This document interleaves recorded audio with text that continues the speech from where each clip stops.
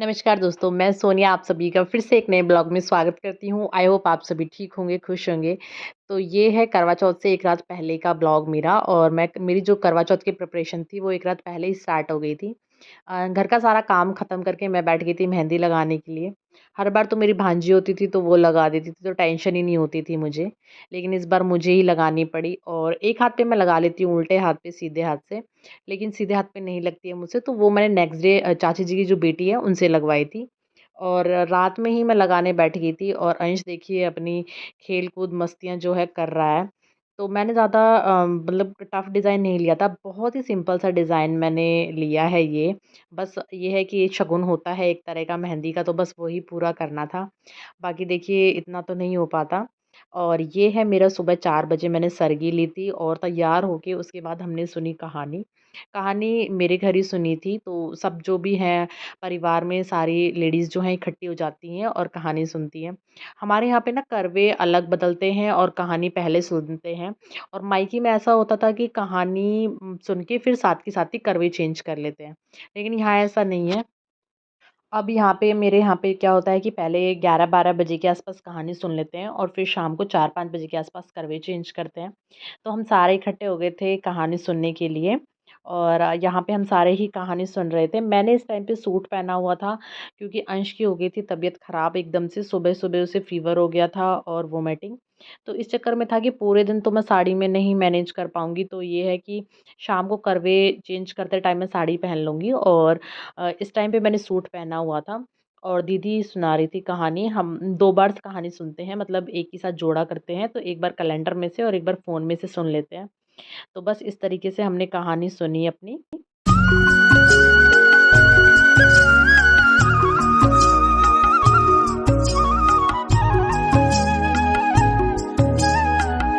कहानी सुनने के बाद मैं अंश को लेकर गई थी डॉक्टर के पास क्योंकि उसकी तबीयत एकदम से और भी ज़्यादा ख़राब हो गई थी।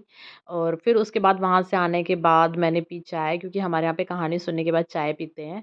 और फिर उसके बाद मैं लग गई थी शाम को अपना तैयार होने में और देखिए चाची जी भी हेल्प करा रहे हैं। तो ये मैंने साड़ी पहनी हुई थी और इसके साथ जो मैंने ये ब्लाउज़ पहना है ये मेरे लहंगे का ब्लाउज़ है। तो देखिए इस तरीके से भी आप लहंगे का रीयूज़ कर सकते हैं। आप अपने लहंगे के ब्लाउज़ को किसी भी साड़ी से मैच करके इस तरीके से पहन सकते हैं। और ये गोल्डन प्लेन साड़ी थी तो उसके साथ ये हैवी ब्लाउज़ रेड कलर में बहुत ही अच्छा जा रहा था। और आप इसी तरीके से अगर आगे कोई फंक्शन हो आपके घर में या फैमिली में या दिवाली हो या कुछ भी ऐसा फेस्टिवल हो, तो आप भी अपने लहंगे के ब्लाउज़ को ऐसे मतलब रीयूज़ कर सकते हैं।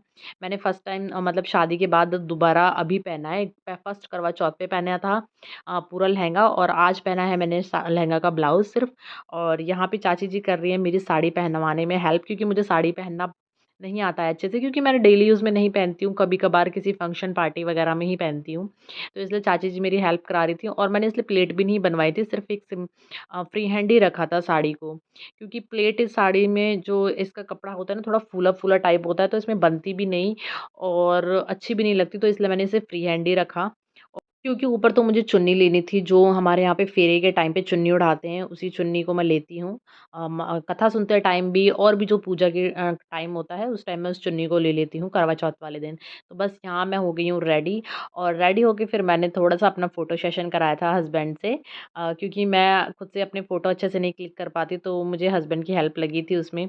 और बाय चांस ऐसा हुआ कि अंश की तबीयत ख़राब हो गई थी, तो इस वज़ह से हस्बैंड को भी आना पड़ा क्योंकि वही लेके गए थे हमें डॉक्टर के पास।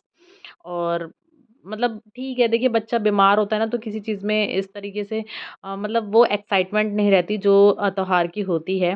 पर फिर भी मैंने फुल ट्राई किया था कि मैं अपना मूड ठीक करके इस फेस्टिवल को अच्छे से मनाऊँ तो मैं हो गई थी यहाँ रेडी और इसके बाद मैं करूँगी पहले करवे चेंज और उसके बाद चाची जी भी रेडी होंगी क्योंकि चाची जी अभी सूट में हैं तो मैंने उनका साड़ी वगैरह मँगा लिया था कि आप यहीं पे रेडी हो जाइए।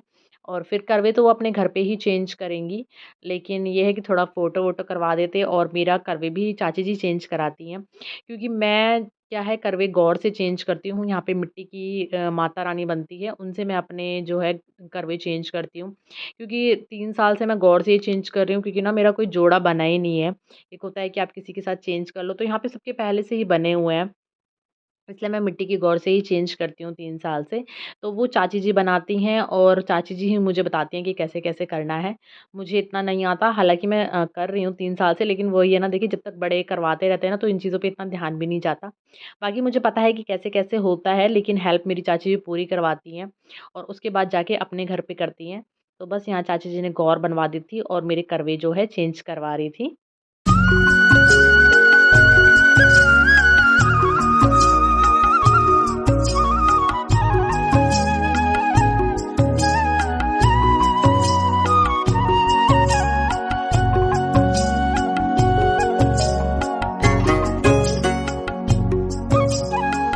तो करवे चेंज करने के बाद मैंने खाना-वाना बनाया था, क्योंकि देवर जो हैं मेरे भैया वो भी आए हुए थे।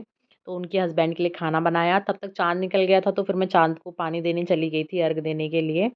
और मैं 2 बार अर्घ देती हूँ, क्योंकि मुझे गौर के हिस्से का भी देना होता है और अपने हिस्से का भी। और चाँद ऐसा नहीं है कि ख़ास लेट निकला था, 9 बजे के आस-पास ही निकल गया था। तो बस मैंने पहले गौर का पानी दिया, फिर अपना दिया। इस तरीके से जो मेरी है पूजा हो गई थी कंप्लीट सारी। और अब जाके मैं नीचे करूँगी अपनी जो चौथ मैया है, करवा चौथ मैया, उसकी पूजा, और उसके बाद खोलूँगी अपना व्रत। खाना-वाना तो सब मेरा बन ही गया था, सिर्फ़ मुझे व्रत खोलना था। हस्बैंड ने भी खा लिया था पहले ही, भैया ने भी खा लिया था, सिर्फ़ मैं ही रह गई थी। तो मैं नीचे आके करने लगी थी अपनी चौथ मैया की पूजा। और यहाँ पर जो मैं मम्मी को साड़ी और करवे वगैरह जो भी पैसे वगैरह देती हूँ, तो वो मैं यहीं पे मैया को मिंसती हूँ। क्योंकि हम मम्मी मेरे साथ नहीं रहती, तो अगर साथ रहती हैं तो आप साथ के साथ दे देते हैं, लेकिन मम्मी साथ नहीं रहती तो मैं पहले मंस के रख देती हूँ और नेक्स्ट डे हस्बैंड के हाथ मम्मी के लिए भिजवा देती हूँ। तो बस यहाँ पे मेरी चौथ मैया की पूजा भी हो गई है और मैंने मम्मी को जो सामान देना था वो भी सारा मंस दिया है। हमारे यहाँ पे मंसना बोलते हैं, अगर मतलब नहीं होता है जिसको आपको देना है तो उसको मंस के रख दीजिए और नेक्स्ट डे या जभी भी आपको टाइम मिले तो आप उन्हें पकड़ा दीजिए। तो यहाँ पे बस मैंने इनको भी मंस दिया था, चौथ मैया की पूजा भी कर दी थी और इसके बाद मैं खोलूँगी अपना व्रत। तो चलिए मैं इस ब्लॉग को यहीं एंड करती हूँ। इसी तरीके से मैंने अपना करवा चौथ मनाया था। अगर आप लोगों को ब्लॉग पसंद आया है तो प्लीज़ लाइक करें, शेयर करें, कमेंट करें और चैनल को अभी तक सब्सक्राइब नहीं करा है तो वो भी कर लीजिए। मिलते हैं फिर से एक नेक्स्ट ब्लॉग में।